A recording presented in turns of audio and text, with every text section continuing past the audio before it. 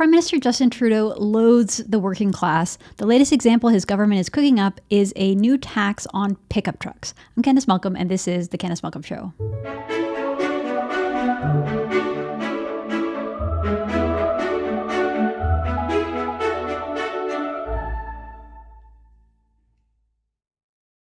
Hi everyone, thank you so much for tuning in. So you might have seen this article over at the Toronto Sun. The headline is Trudeau is planning a tax on trucks. Well, I have the author of that piece with me today. Her name is Kris Sims. She's a BC director over at the Canadian Taxpayers Federation. Kris spent time in Ottawa working both as a political staffer and a communications director. She was also a print and radio journalist. Her first role in the news was at 580 CFRA News Talk Ottawa. She became an anchor over there, then became a reporter at the CTV Parliamentary Bureau. She was also a founding reporter over at the Sun News Network, where I had the pleasure and the honor of working with her. She covered the big important issues of the day, including the growing big government, personal liberty, and rural Canada. So Kris, thank you so much for joining the show. It is so great to see you. Thank you. Yeah, so tell us about your report. Tell us about this new pickup truck tax the Trudeau government is trying to, I don't know, sneak by or sneak in, or what his plans he's scheming about introducing this tax. For sure. So I first saw an inkling of this in Blacklock's Reporter, and it was around a month ago or so. And they mentioned, it was a very brief posting that they had on their website. They said, hey, there's this advisory panel to the Prime Minister that is recommending, among other things, a levy on pickup trucks. I'm like, that's kind of interesting. And so because of my experience on Parliament Hill, I know that these so-called advisory boards often have a lot of clout in Ottawa. So I started digging around on the Environment Canada webpage. Sure enough, right there in the official report, I'm talking the 2030 emissions reductions plan published by the Ministry of Environment with a foreword from Minister Guilbeault calling it a roadmap, was right there, recommendation. It was on page 192. And word for word, it included the recommendation to remove the exemption for the green levy so that it also affects vehicles like pickup trucks. So what that means in normal people talk is that right now we have the so-called green levy, but it only hits really big SUVs. So I'm talking like the Toyota Sequoia, the Nissan Armada, those really big SUVs. It was put through by the Harper government in 2007. But pickup trucks are expressly exempt. It's right there in the regulations. It does not touch pickup trucks for obvious reasons. They're the most popular vehicles in Canada. If you step outside any downtown urban core, they are the workhorses on all of our roadways. And so that is why they, of course, exempted them, because they didn't want to nail that many people with such a big tax. This recommendation says in black and white, they should remove that exemption. More importantly, I went and checked to see where the regulations kick in. You know, how much fuel do you have to use in order to be nailed with this tax? And the answer is more than 13 liters per 100 kilometers.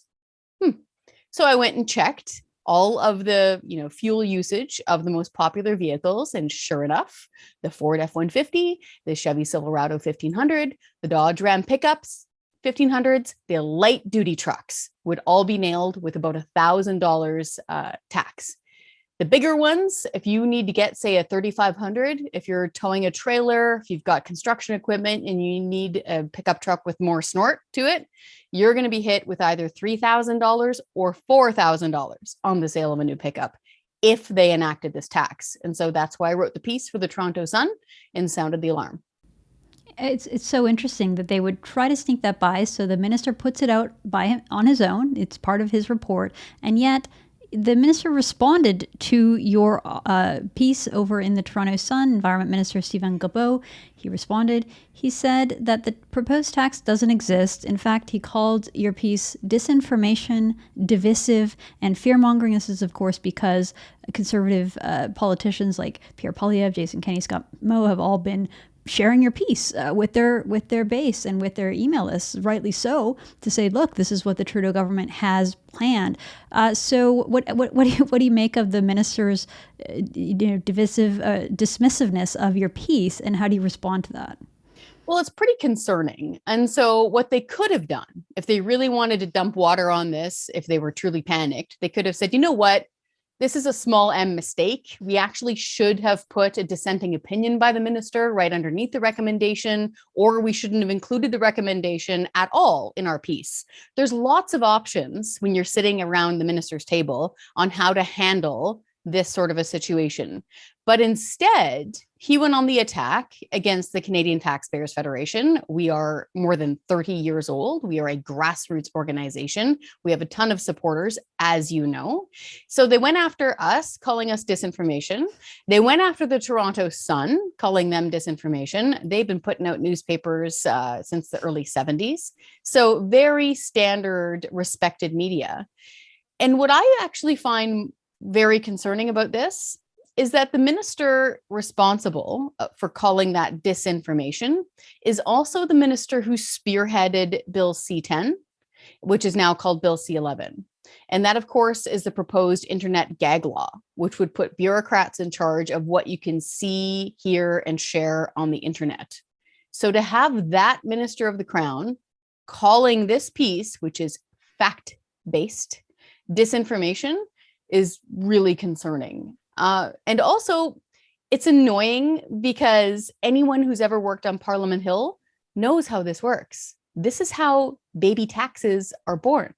You know, mommy report walks down the aisle with daddy proposal, and then the bureaucrats write it up, and then they present it in the House, and then they debate it at committee, and voila, new bill, new taxes are born. That's how that works. And so anybody knows this. And now it's the playing dumb that's pretty annoying. Well, not just playing dumb, but pearl clutching and going on the attack by calling you disinformation, the exact same buzzword. That's like the latest buzzword on the left that they use to describe information that is true, but that they just don't like it. And it isn't just the minister. I mean, I've been in the same situation, Kris. I had an opinion piece once in the Toronto Sun saying that the carbon tax was a tax. And the Environment Minister at the time, Catherine McKenna, tweeted out, "This is fake news. It's not a tax. It's a rebate," right? And we all know how that ended. But this idea that you have really powerful people, ministers of the crown, attacking journalists, reporters, researchers like yourself, and using these buzzwords like disinformation or fake news, and then turning around and saying we're going to ban disinformation and fake news. It's like what you're really doing is banning views that you don't like, opinions that you don't like, or things that are going to be politically problematic for you, because I know that your piece is getting shared left, right, and center, that it is a big rallying issue for conservatives because it's a culture war issue as well. Before we get into some of those culture war questions, I have to note that Aaron Wherry, a reporter over at the CBC, has also jumped into the fray, and he said that basically everyone's getting worked up about a tax that doesn't exist. I find it really interesting because his piece sort of repeats what you said, that this was an annex, that the government released a report and this was annexed to it, and it was part of recommendations. It wasn't government proposal, it wasn't legislation. So he kind of just repeated what you said, but his headline was very snarky. Some conservatives are condemning a truck tax that doesn't exist. And, and so he walks us through exactly what your report says, and then he spends like the rest of the article talking about how we probably should have a truck tax because climate change and blah, blah, blah. So what do you make of the fact that the CBC has come swinging in to Justin Trudeau's rescue and trying to pour water on this whole issue for them?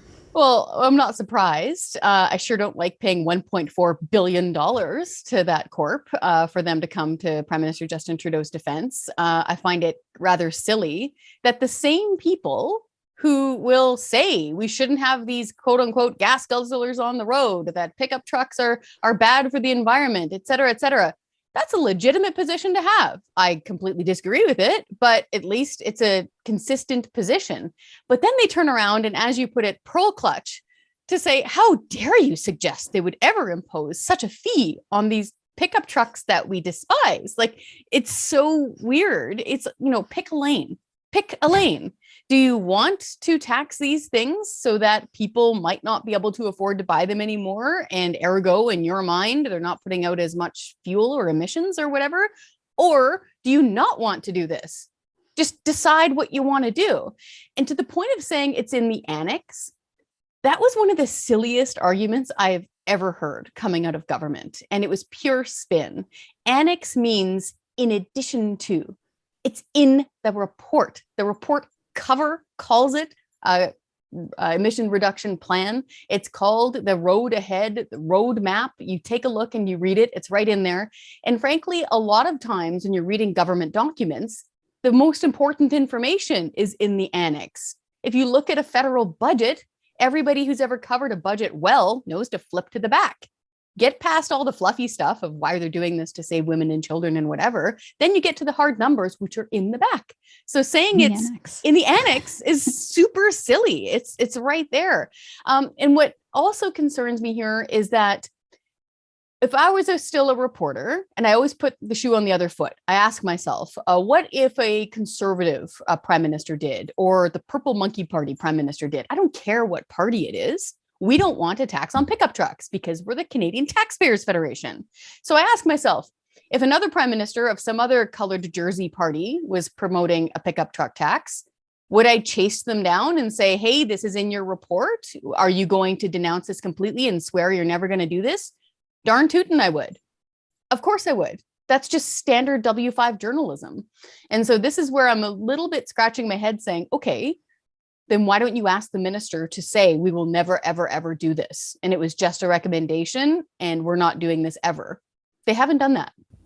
It's one of those strange things with the media in Canada, Kris, where rather than hold the politicians and the people with power accountable and to account for the things that they're doing, they turn around and they hold the public or reporters or independent researchers or the Canadian Taxpayers Federation accountable for their opinions or their positions against the government. It happens time and time again, and every time it's like we're living in this weird, bizarro world where Aaron Wherry, rather than, like you said, chasing down these politicians and saying, well, wait a minute, is this coming? Is this something that you're planning to do? He instinctively and immediately turns around and writes a piece that could have been written by Steven Guilbeault. It could have been, I would say it could have been written by Justin Trudeau, but we all know that Justin Trudeau doesn't write his own stuff. So it could have been written by one of Justin Trudeau's own assistants or someone in the PMO. But instead, it's put out as legitimate news by the CBC. It's really wild.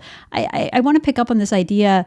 Pickup trucks are the most popular vehicles in Canada. I have a stat right in front of me. 4 of the 5 best-selling vehicles in Canada in 2020 were trucks. The number one spot was a Ford F-150. 28,000 were sold in Canada. And that was a bad year because of COVID. That's according to the CBC. So when we're talking about a proposed tax, it's significant. You're talking $1,000 to $4,000. It's a huge chunk out of someone's pocket. You can't help but feel like this really, it's an attack not just on people who drive a certain vehicle, but on a certain way of life. Because in certain parts of the country, having a pickup truck is absolutely necessary. I mean, we saw even just anecdotally during the trucker convoy, the CBC at one point, one of their vans fell into a ditch. I don't know if you saw this, and one of the truckers with the pickup truck pulled them out, right, without any hesitation. And, despite all of the name calling that CBC had been waging against these truckers. So, it's become kind of like a cultural symbol. And I just can't help but think that this proposed tax is sort of punishment towards the working class. What do you think about the culture war element here? That's definitely an element. I was raised in rural, blue-collar, working-class British Columbia, same as my husband. And if you just turn your head, you can usually see 8 to 12 of them downtown whenever we go down to pick up the mail or whatever. They're just standard. Like, they're just so common. The idea of taxing them with this big thing is pretty concerning, which is why I was so concerned about it, which is why I read the entire report that they put out and I wrote the story. And for folks who say, oh, well, you don't need it. No, you don't understand then. Those folks probably haven't packed a bunch of poultry feed into the back of a Prius. They haven't tried to shove a bunch of gyprock into the back of some, tiny little hatchback if they're a drywaller. There are tradespeople who rely on pickup trucks every single day to bring their tools around. And even if they're not like directly employed in the trades, there are rural working people who use them every day. Like I just said, for bringing their feed around, towing some cattle. You're not going to tow one of those horse trailers or a cattle trailer with a little hatchback. You just can't. It doesn't have the power. And maybe one day we will all eventually have an electric vehicle that runs on, I don't know, like dilithium crystals or a magic battery that's really easily rechargeable or affordable. Who knows? That's not our beef. Our beef is here and now. These vehicles are the most popular selling vehicles in Canada. People across Canada rely on them. The government of Canada is including a recommendation in their official report to tax them big time. And as you well know, at the Canadian Taxpayers Federation, we're the watchdogs. It's my job to start barking the moment I see that burglar in your backyard. It's a failure if I wait to start barking when he's already running down the street with your TV. Okay? So this is the entire point. We see things like this coming, we bark really loud, and we make sure that they never actually come to fruition. Well, I think you've done your job, because it looks like they're scared away so much that they're now saying, not only are we not going to introduce this plan, we never even planned on introducing this tax. So bravo on that. You wrote in your piece, I thought this was really good. Taxing someone's truck is kind of like taxing someone's laptop or someone's Zoom account for this sort of stay-at-home class, work-from-home class. And it seems like there is this kind of growing divide. I want to bring you back to the summer of 2021. There's sort of a culture war that was starting to brew. There was an article published in a piece called, what was it called? The Passage, that said this: it's time to ban the sale of pickup trucks. Pretty stark language there. It was followed by a piece by Marcus G. over in the Globe and Mail, who said pickup trucks are a plague on Canadian streets. Now, this really got under the skin of a whole bunch of people in Canada, including Premier Jason Kenney in Alberta, who had his own response. He said the Globe and Mail is having a temper tantrum about pickup trucks. I'm happy to say that 40% of the vehicles on the road in Alberta are pickup trucks. Maybe Toronto columnists should try getting around the province during a prairie blizzard in a smart car. Likewise, Lorraine Harper, former Prime Minister Stephen Harper's wife, said this piece reeks of snobbishness. Minus 40, stranded on the side of the highway with a flat. Car wouldn't move. Cars were zipping by. The only person who stopped was a guy in a pickup truck. Scott Moe says something similar. Come to Saskatchewan, where we all use our pickup trucks to build and grow our province. It really does feel like a divide. And we saw this play out during COVID as well. We saw it play out during the trucker convoy, where there's a pretty big difference between Canadians who go out every day to work for a living, who drive trucks, who use their hands, who build things, versus the sort of, everyone stay at home and flatten the curve, and they make it seem so easy, like everyone can do it. What do you make of this sort of broader cultural issue, and how can we sort of mend this divide? I see it too, and I feel it too, and I've experienced it too. So like I said, I was raised in the Fraser Canyon. My family all drive pickup trucks, all blue collar, working with their hands. I've got 3 cousins. One's a Boilermaker, the other's a drywaller, and the other's a mechanic. Like, it's just where it comes from. My father-in-law is a heavy duty mechanic on trucks. And so I lived that. I grew up with it. We own a pickup truck ourselves, not a fancy new one, but we own a pickup truck. And so we get that they're tools. They're just standard. It's so much so that you don't even really mention them, that they're so common. And I've also worked in hyper-urban centers. I lived in the Glebe in Ottawa for 13 years. I didn't have a car. I rode my bike and I walked everywhere. I did the latte thing. I'm working on a laptop with you right now, and I'm very lucky to be sitting in an office on a laptop. And so I see both worlds. And I think it's sad that if you're in one of those other worlds, that you can't empathize with the other person. And I think that's a big problem.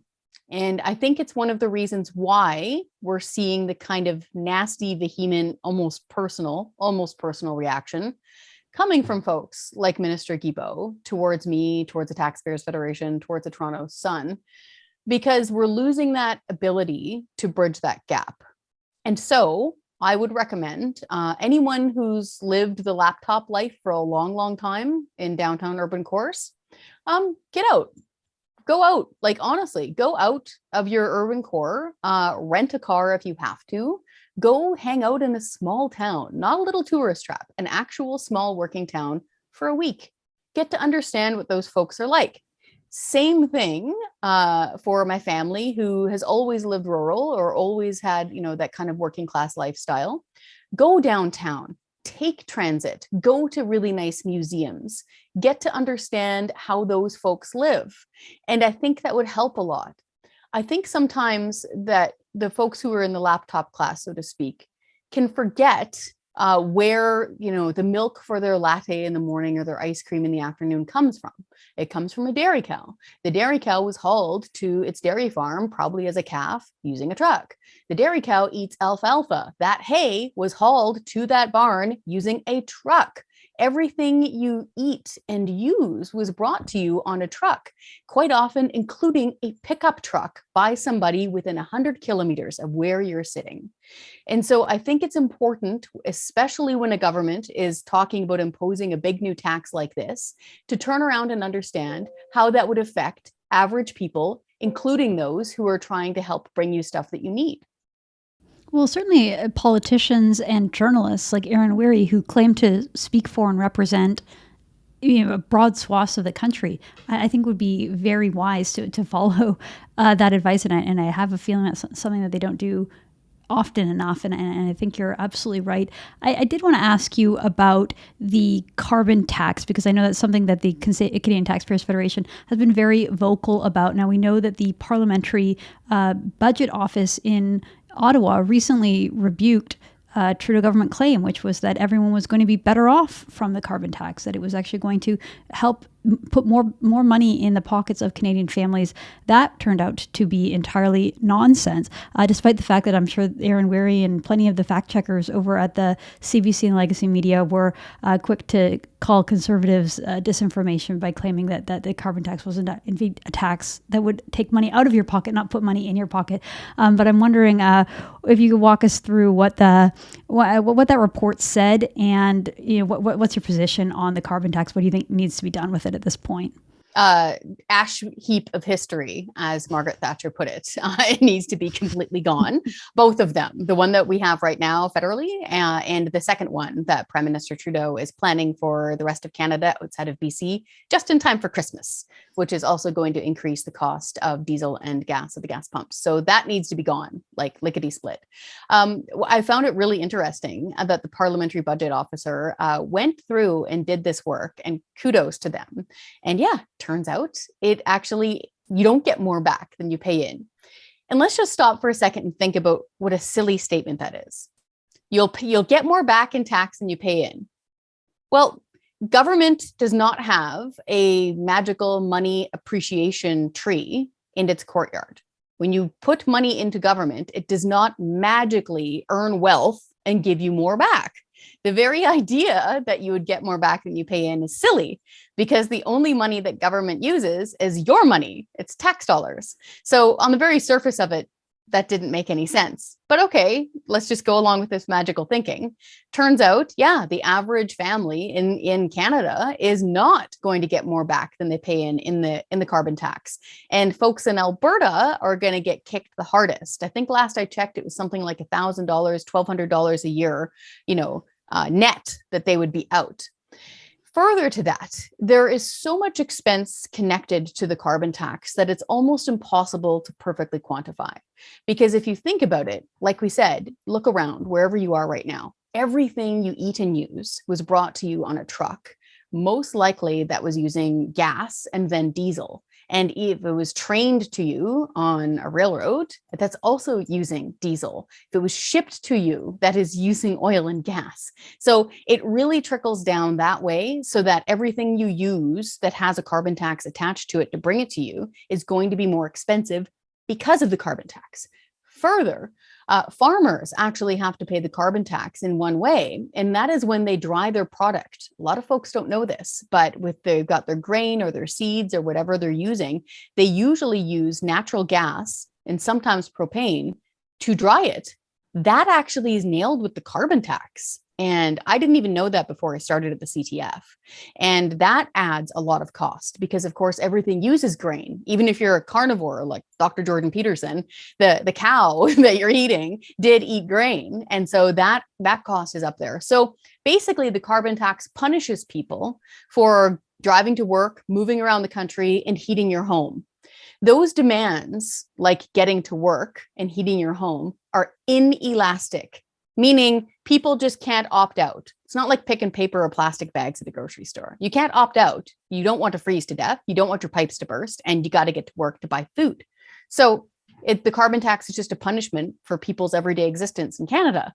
And so it was good to see the parliamentary budget officer back up what we'd been saying all this time, that, yeah, sorry, guys, you're not going to get more than you pay in.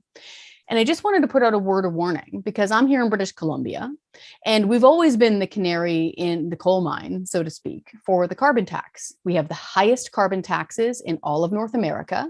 Right now in British Columbia, it's about 28 cents a liter for gasoline, just in our 2 carbon taxes. And what's interesting is our so-called rebate absolutely cuts off by the time a 2-person working family hits $58,000 a year. The average 2-person working family, so your average working people that politicians love to embrace, is $84,000 a year. So it helps absolutely no average working people in British Columbia. The rebate does not exist. And when we were first sold this bill of goods in 2008, the BC Liberals told us all sorts of stuff. It was just a bunch of magic beans. They said it was going to be revenue neutral, that it would create a whole bunch of alternative energies that would be affordable, and that it would reduce emissions. Today, none of those things is true. Our emissions keep on going up in BC, even though we have the highest carbon tax in Canada. So it's a huge failure, and it's really expensive, and average people pay through the nose for it. So we really need to see this thing gone. Right. And where's Aaron Wherry to report on that? Because Canada's emissions have also gone up since 2015. I think they're up 10%, and we don't see that. It's interesting to hear you go through all the various ways that these taxes hurt working people, hurt middle-class people. I mean, remember Justin Trudeau came in and his whole platform was helping the middle class and those hoping to join it. That seems to be completely out the window. When I was researching for this interview, Kris, I found it kind of amusing. You know, here you have your report. Pickup trucks are going to get taxed an additional $1,000 to $4,000 based on the truck, in addition to the carbon tax, which you just went through how punitive and expensive it is, and all the other taxes that are aimed at middle-class people. At the same time, the government continues to subsidize electric vehicles like Teslas. Teslas are an incredibly expensive luxury vehicle. And yet here we have federally up to a $5,000 rebate for a long-range battery. In Ontario, they offer $1,000 for the purchase of a fully electric car, $1,000 for a plug-in. In Quebec, up to $8,000 for an electric vehicle under $60,000. It's this bizarre scenario where you have the government subsidizing rich people. Rich people drive Teslas. Teslas are incredibly nice, incredibly expensive. So the government's incentivizing and subsidizing rich people and increasing taxes on the working poor, working class, middle class people. What kind of bizarre world do we live in? It is bizarre. That's the right term. And again, a reminder, this is not free government money that is coming to these folks. Every nickel of that came from themselves or their neighbors or their entire neighborhood, depending on how much of a rebate they're getting back.